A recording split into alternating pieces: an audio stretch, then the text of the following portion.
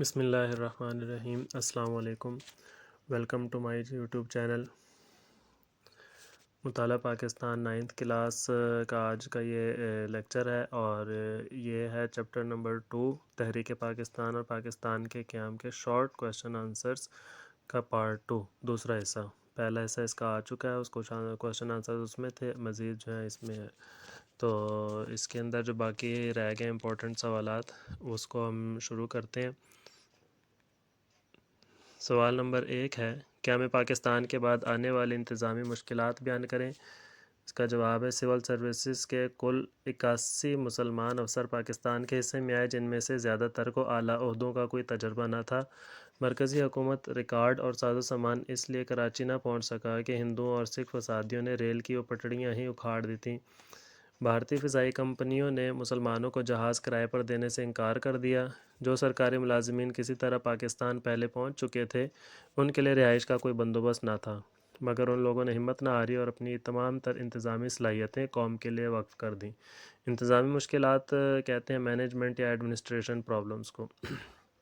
Question number 2 ہے، قیام پاکستان کے بعد آنے والی معاشی مشکلات بیان کریں۔ اکنامیکل پرابلمز، تو دنیا کی 75% جو پٹسن ہے وہ مشرقی بنگال میں پیدا ہوتی تھی، مگر پٹسن کے سارے کارخانے مغربی بنگال میں اور اس پر کنٹرول ہندوؤں کا تھا۔ پٹسن ایک پروڈکٹ ہوتی ہے جو فصلوں سے حاصل کی جاتی ہے، اور اس سے جو ہے نا رسی وغیرہ بنائی جاتی ہے، بوری بنائی جاتی ہے، دھاگا وغیرہ بنایا جاتا ہے، ستلی، وہ چیزیں اس سے بنتی تھیں۔ تو متحدہ ہندوستان میں کپڑے کے 394 کارخانے تھے، مگر پاکستان کے حصے میں صرف 14 کارخانے آئے، اور بینکوں کی کل شاخیں 487 تھیں، مگر پاکستان کے حصے میں 69 شاخیں آئیں۔ ان حالات کی وجہ سے پاکستان کو آغاز میں کافی معاشی مشکلات پیش آئی تھیں۔ کویشچن نمبر 3 ہے، فوجی اثاثوں کی تقسیم میں کیا ناانصافی کی گئی؟ اثاثے کہتے ہیں ایسٹس کو۔ متحدہ بھارت جب تھا بر صغیر، اس میں 16 اسلحہ بنانے والی فیکٹریاں قائم کر رہی تھیں۔ بھارتی حکومت اسلحہ بنانے والی فیکٹری تو کیا اس کی مشینری کا کوئی بھی پرزہ پاکستان منتقل کرنے پر آمادہ نہیں تھی۔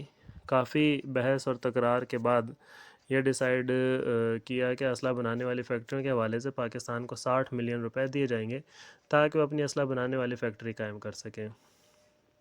کویشچن نمبر 4 ہے، گاندھی کی وفات کب اور کیسے ہوئی؟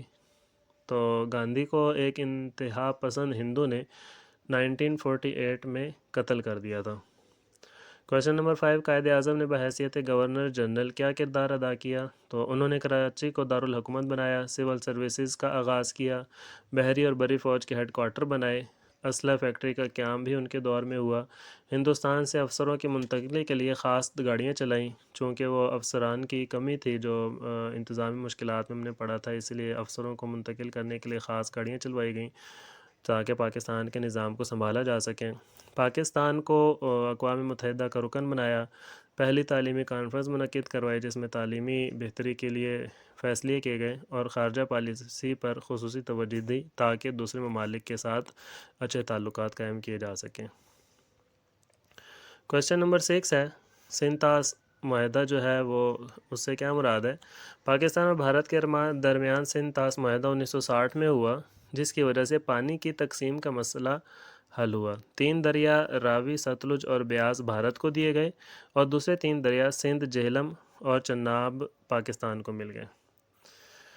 کویشچن نمبر 7، 1947 میں پاکستان کے ساتھ الحاق کرنے والی ریاستوں کے نام لکھیں۔ تو جواب ہے کہ سوات، جونہ گڑھ، حیدرآباد، دکن، مناودر اور کشمیر۔ ان ریاستوں نے جو ہے پاکستان کے ساتھ الحاق کیا تھا، لیکن بعد میں سوات کے علاوہ باقی 4 ریاستوں پر بھارت نے زبردستی قبضہ کر لیا۔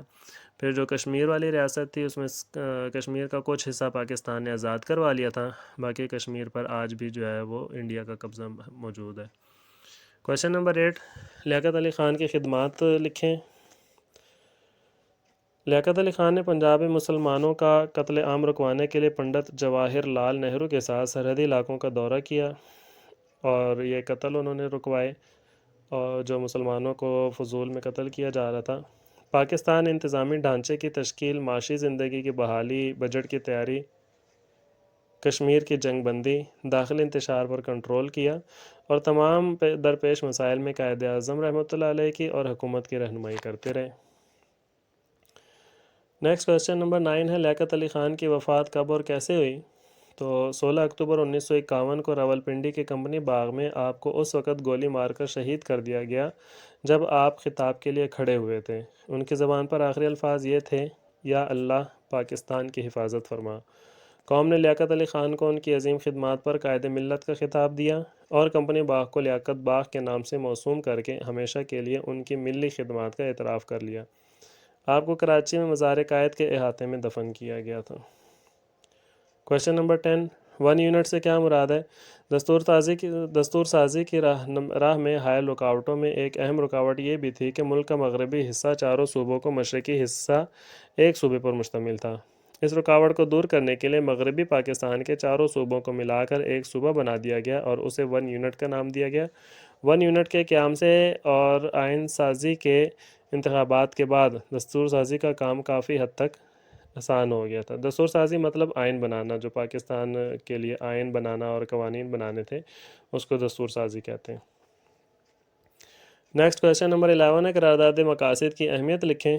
قرارداد مقاصد کی اہمیت کا اندازہ اس بات سے لگایا جا سکتا ہے کہ اس قرارداد کی منظوری کے بعد ملک میں دستور بنانے کا کام آغاز کر دیا۔ اس مقصد کے لیے ایک کمیٹی بنائی گئی جسے بنیادی اصولوں کی کمیٹی قرار دیا۔ قرارداد مقاصد نے دستور بنانے کے لیے بنیادی اصولوں کی نشاندہی کر دی۔ قرارداد مقاصد کو پاکستان میں بننے والے تمام دساتیر میں بطور ابتدائیہ شامل کیا گیا اور 1985 میں آئین پاکستان 1973 میں ترمیم کر کے اسے باقاعدہ آئین کا حصہ بنا دیا۔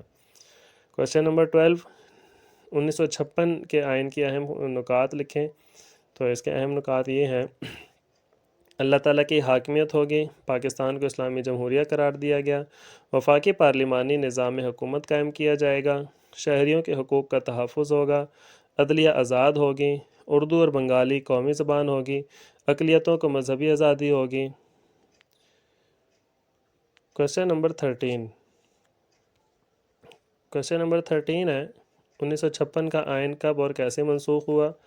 تو 1956 کا آئین 9 سال کی مسلسل محنت کے بعد منظور ہوا تھا اور 1956 کا یہ آئین صرف 2 سال اور 7 ماہ تک نافذ رہا، جس کے بعد اکتوبر 1958 میں جنرل ایوب خان نے ملک کی جمہوری حکومت کو ختم کر کے فوجی حکومت قائم کر دی اور تمام اختیارات خود انہوں نے سنبھال لیے تھے۔ پھر جنرل ایوب خان نے 1956 کا آئین منسوخ کر دیا اور تمام وفاقی اور صوبائی اسمبلیاں ختم کر دیں اور خود پاکستان اور چیف مارشل لا ایڈمنسٹریٹر کا عہدہ سنبھال لیا تھا۔ سوال نمبر 14، بنیادی جمہوریت کا نظام 1959 کا تعارف لکھیں۔ جنرل ایوب خان صدارتی نظام کے حامی تھے جس میں صدر کو زیادہ اختیارات حاصل ہوتے ہیں۔ اسی مقصد کے لیے 1959 میں انہوں نے 4 سطحی بنیادی جمہوریت کا نظام لانے کا فیصلہ کیا اور اس نظام میں درج ذیل کونسلز شامل تھیں۔ 4 سطح کی کونسلز تھیں۔ نمبر 1 یونین کونسل، نمبر 2 تحصیل کونسل، نمبر 3 ضلع کونسل اور number 4 division council. Question number 15، مسلم آئلی قوانین 1961 کے اہم نکات تحریر کریں۔ جواب ہے کہ اس کے اہم نکات یہ درج ذیل ہے۔ نمبر 1 ہے اس کا نکاح کا اندراج لازمی قرار دیا گیا۔ پہلی بیوی کی اجازت کے بغیر دوسری شادی خلاف قانون قرار دی گئی۔ شادی کے لیے عمر کی حد لڑکے کے لیے 18 سال اور لڑکی کے لیے 16 سال مقرر کی گئی اور طلاق کی صورت میں 90 دن کی عدت مقرر کی گئی۔ سوال نمبر 16 ہے 1962 کے آئین کے اہم نکات تحریر کریں۔ 1962 کے آئین کے اہم نکات درج ذیل ہیں۔ نمبر 1 پاکستان کے دونوں حصوں کو برابر نمائندگی دی جائے گی، مطلب مشرقی پاکستان اور مغربی پاکستان کے دونوں حصوں کو۔ صدارتی طرز حکومت قائم کیا جائے گا۔ اسلامی دفعات شامل کی گئیں۔ شہریوں کے بنیادی حقوق کی فراہمی کی جائے گی۔ اردو اور بنگالی دونوں کو قومی زبان قرار دیا گیا۔ سوال نمبر 17 ہے 1962 کے آئین کی منسوخی کی وجوہات تحریر کریں۔ جنرل ایوب خان کی آمرانہ حکومت کے خلاف عوام نے زبردست تحریک چلائی۔ ان حالات کے پیش نظر ملک میں ایک بار پھر مارشل لا نافذ کر دیا گیا۔ 25 مارچ 1969 کو جنرل ایوب خان نے حکومت سنبھالی اور 1962 کے آئین کو منسوخ کر دیا۔ سوال نمبر 18، یوم دفاع سے کیا مراد ہے؟ 6 ستمبر 1965 کو پاکستان کے اوپر بھارت نے حملہ کر دیا، اور اس حملے کا خاص طور پر پاکستانی افواج نے اور عوام نے بھی فوج کا ساتھ دیا اور مل کر ملک کا دفاع کیا۔ اسی کی یاد میں ہر سال 6 ستمبر کو یوم دفاع منایا جاتا ہے اور ساتھ ہی شہداء کو خراج عقیدت پیش کیا جاتا ہے۔ سوال نمبر 1965 کی جنگ میں پاک فضائیہ نے کیا کردار ادا کیا؟ تو 1965 کی جنگ میں ابتدائی جو 3 دن تھے اس میں پاک فضائیہ نے بھارت کی کمر توڑ دی، اور فضائی جنگ میں اسکواڈرن لیڈر ایم عالم کا نام ہمیشہ کے لیے تاریخ میں رقم ہو گیا۔ انہوں نے 1965 کی پاک بھارت جنگ میں 1 منٹ میں بھارتی فضائیہ کے 5 جہازوں کو فضا میں تباہ کر دیا۔ سوال نمبر 20، دوسرے 5 سالہ ترقیاتی منصوبے کے مقاصد لکھیں۔ دوسرے 5 سالہ ترقیاتی منصوبے کے بڑے مقاصد میں قومی آمدنی میں اور فی کس آمدنی میں اضافہ کرنا، لوگوں کے روزگار کے مواقع فراہم کرنا، روزگار مطلب ان کو روزی دینا، نوکری جابز وغیرہ کے وسائل دینا، اور زرعی پیداوار اور بڑی اور اوسط درجے کی صنعتوں کی پیداواری صلاحیت میں اضافہ کرنا، گھریلو اور چھوٹی صنعت کی پیداوار کو بڑھانا اور برآمدات میں اضافہ کرنا شامل تھا۔ سوال نمبر 21 ہے، تیسرے 5 سالہ منصوبے کے مقاصد کیا تھے؟ تو تیسرے 5 سالہ منصوبے کے اہم اہداف میں قومی آمدنی میں اضافہ کرنا، تمام افرادی قوت کو 1985 تک روزگار فراہم کرنا، افرادی قوت مطلب جو افراد ہیں جو بے روزگار تھے ان کو روزگار دینا، اور غیر ملکی امداد پر انحصار اور ملک کے مختلف حصوں میں فی کس آمدنی کے فرق کو ختم کرنا تھا۔ سوال نمبر 22، 1969 میں صدر ایوب خان نے حالات پر قابو پانے کے لیے کیا کردار ادا کیا؟ تو انہوں نے حالات پر قابو پانے کے لیے صدر ایوب خان نے مارچ 1969 میں تمام سیاسی قائدین کی ایک گول میز کانفرنس بلائی تاکہ ملک کے سیاسی مسائل کا حل نکالا جا سکے، لیکن یہ کوشش بھی ناکام رہی اور آخر کار ان کو استعفیٰ دینا پڑا۔ Question number 23، legal frame work order 1970 جو ہے اس سے کیا مراد ہے؟ تو نئی حکومت کی تشکیل تک جنرل یحییٰ خان نے تمام سیاسی قائدین کی مشاورت سے ایک عبوری آئین بنایا جن کو لیگل فریم ورک آرڈر 1970 کا نام دیا گیا۔ Question number 24، legal frame work order میں کیا پالیسی بنائی گئی تھی؟ تو اس کا جواب ہے کہ آئین کی طرح اس پالیسی کے مطابق طے پایا کہ ملک کا آئین وفاقی طرز کا ہوگا، ملک کا نام اسلامی جمہوریہ پاکستان ہوگا، اسلامی نظریات اور جمہوری اقدار کو مد نظر رکھا جائے گا، شہریوں کو بنیادی حقوق حاصل ہوں گے، عدلیہ آزاد ہوگی، صوبوں کو خود مختاری دی جائے گی۔